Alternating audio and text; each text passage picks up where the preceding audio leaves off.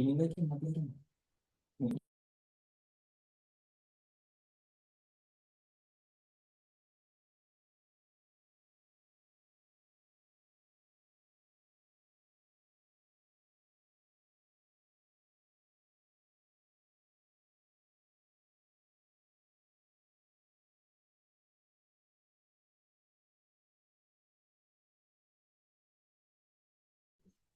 Oke, Assalamualaikum warahmatullahi wabarakatuh.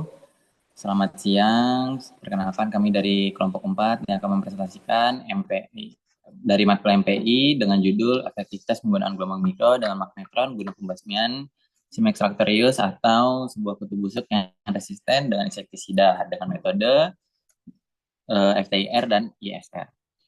Anggotanya ada Gangsar, Agung Ramadhani dengan NRP akhir 031, Bagus Mustaqim dengan NRP akhir 060, dengan Muhammad Ihsan Arianto dengan NRP akhir 139, dan saya sendiri Syed Al-Hakim dengan NRP 152.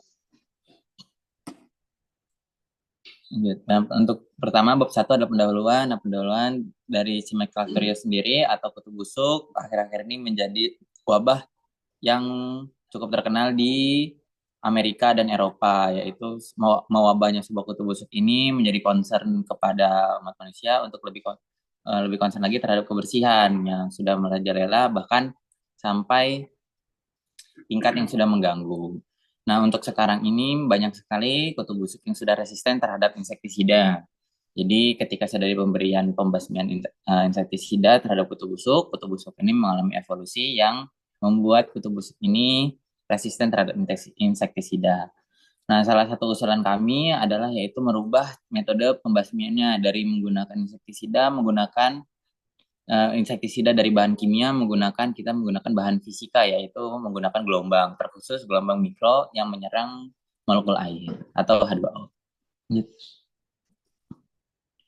Nah, rumusan masalahnya bagaimana efektivitas penggunaan gelombang mikro sendiri yang optimal untuk metode eksperimen dengan media berupa plastik polietilen. Polietilen ini sebagai wadah untuk menyerupai kasur. Dan bagaimana mengatur pengaruh penggunaan gelombang mikro pada metode pembasmian kutu busuk terhadap manusia. Lanjut. Nah, tujuan risetnya sendiri untuk mengetahui efektivitas penggunaan gelombang mikro yang optimal menggunakan metode eksperimen dengan media berupa plastik polietilen dan mengetahui pengaruh penggunaan gelombang mikro pada metode pembasmian kutu busuk terhadap manusia. Lanjut. Nah, manfaat risetnya sendiri diharapkan untuk dapat memberi pemahaman mengenai gelombang mikro sebagai solusi efektif untuk pembasmian wabah kutu busuk yang resisten terhadap insektisida menggunakan gelombang mikro yang dibuktikan dari dampaknya menggunakan metode FTIR dan metode ISR.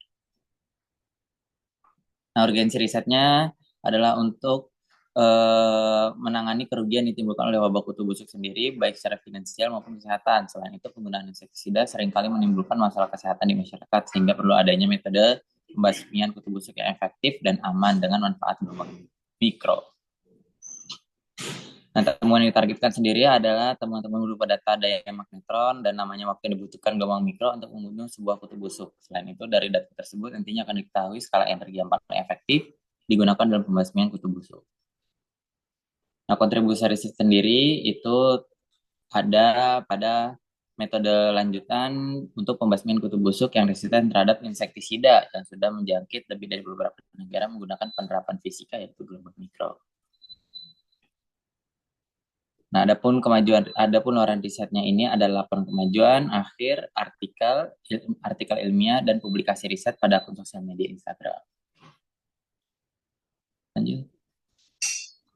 Oke, untuk selanjutnya itu ada tinjauan pustaka untuk mempertajam pembuktian daripada penelitian ini. Yang pertama yaitu ada kutu busuk. Kutu busuk atau Cimex lectularitus adalah insekta pengisap darah yang termasuk dalam keluarga Cimicidae. Dan hewan ini biasa ditemukan di lipatan kasur, celah kayu, lipatan bantal, ataupun tempat yang lembab dan gelap yang kurang terkena sinar matahari. Untuk selanjutnya, gelombang mikro. Gelombang mikro adalah salah satu gelombang elektromagnetik yang berubah menjadi panas yang berperan sebagai penghubung antar media berdasarkan muatan yang diperlukan pada setiap partikel agar dapat menjadi sebuah komponen dari sebuah gelombang elektrik dan membutuhkan frekuensi sangat tinggi. Next.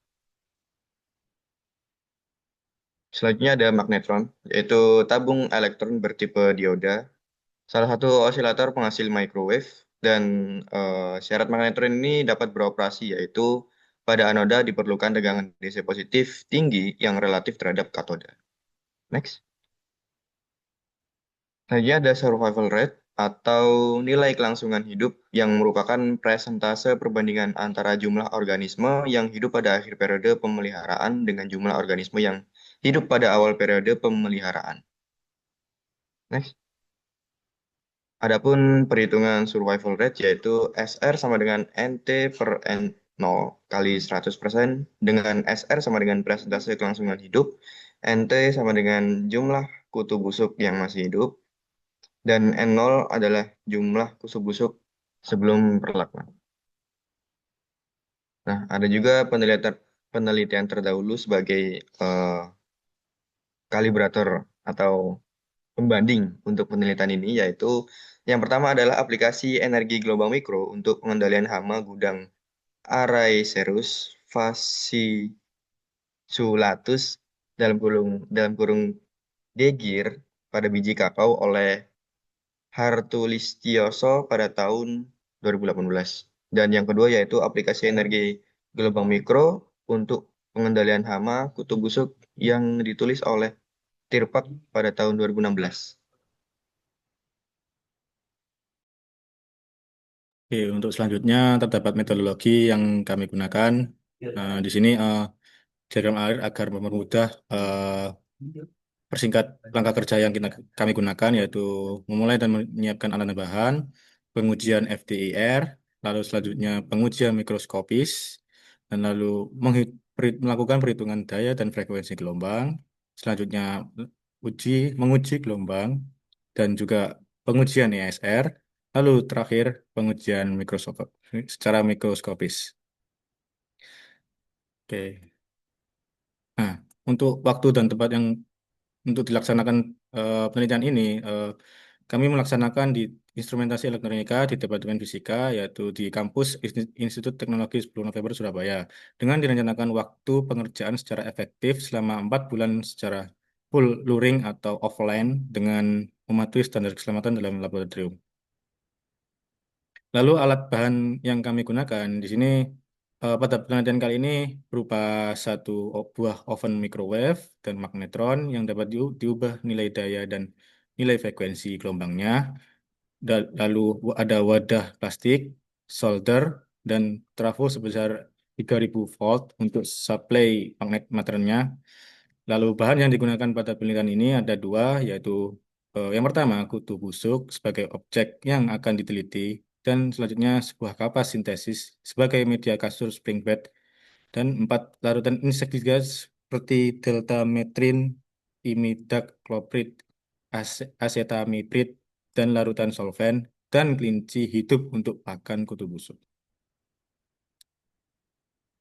Kemudian untuk prosedur risetnya, di sini kutu busuk akan dibuat resisten terhadap insektisida dengan tujuan untuk memelihara kutu busuk dan sengaja membuatnya kebal terhadap 4 jenis insektisida yang telah disebutkan pada bagian alat dan bahan tadi.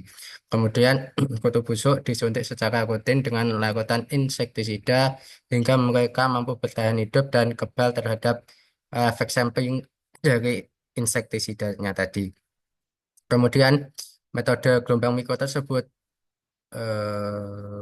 bisa membunuh dari kutu busuknya tadi. Dan metode ini telah efektif pada dunia nyata.